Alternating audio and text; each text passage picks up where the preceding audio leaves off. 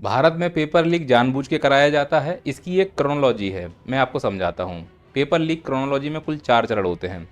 जैसे paper leak होगा तो पहला चरण, नेता आके कहेगा कि झूठे एलिगेशन है, आप सुनिए। पेपर लीक की हमारे पास कोई जानकारी नहीं। इस बयान के बाद रायता नहीं समेटेगा तो फिर अगले चरण पर जाएंगे और कहेंगे कि यह साजिश है, आप सुनिए।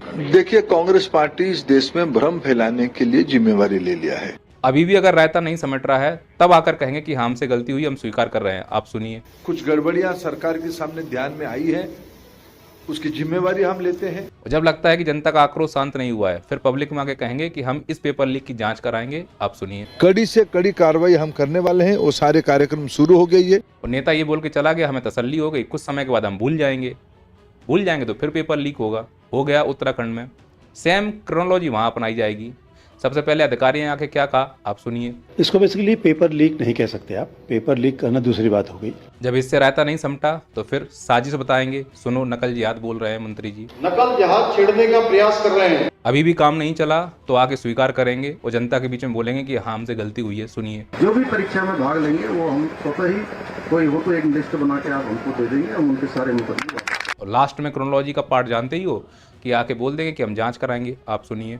उस प्रकरण की गहन जांच के लिए एक विशेष अन्वेषण दल गठित की जाएगी। और जब बोल दिया जांच कराएंगे तो हम यकीन कर लेंगे, घर चले जाएंगे। और कुछ समय के बाद फिर से पेपर लीक होगा। बाबा भविष्यवाणी कर रहे हैं, तैयार रहो अगले पेपर लीक के लिए, क्योंकि यह पेपर लीक जानबूझ के होते हैं और इन पेपर लीक्स में नेता और उनके चाटुकार शामिल होते हैं। किसी को कोई सजा नहीं हो सकती है, भुगतेगा आपका बच्चा।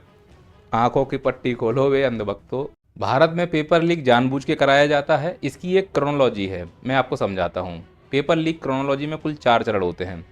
जैसे पेपर लीक होगा तो पहला चरण, नेता आके कहेगा कि झूठे एलिगेशन है, आप सुनिए। पेपर लीक की हमारे पास कोई जानकारी नहीं। इस बयान के बाद रायता नहीं समेटेगा तो फिर अगले चरण पर जाएंगे और कहेंगे कि यह साजिश है, आप सुनिए। देखिए, कांग्रेस पार्टी इस देश में भ्रम फैलाने के लिए जिम्मेवारी ले लिया है। अभी भी अगर रायता नहीं समेट रहा है तब आकर कहेंगे कि हमसे गलती हुई, हम स्वीकार कर रहे हैं, आप सुनिए। कुछ गड़बड़ियां सरकार के सामने ध्यान में आई है, उसकी जिम्मेवारी हम लेते हैं। और जब लगता है कि जनता का आक्रोश शांत नहीं हुआ है फिर पब्लिक में आके कहेंगे कि हम इस पेपर लीक की जांच कराएंगे, आप सुनिए। कड़ी से कड़ी कार्रवाई हम करने वाले हैं। वो सारे कार्यक्रम शुरू हो गई है। और नेता ये बोल के चला गया, हमें तसल्ली हो गई, कुछ समय के बाद हम भूल जाएंगे तो फिर पेपर लीक होगा। हो गया उत्तराखंड में, सेम क्रोनोलॉजी वहां अपनाई जाएगी।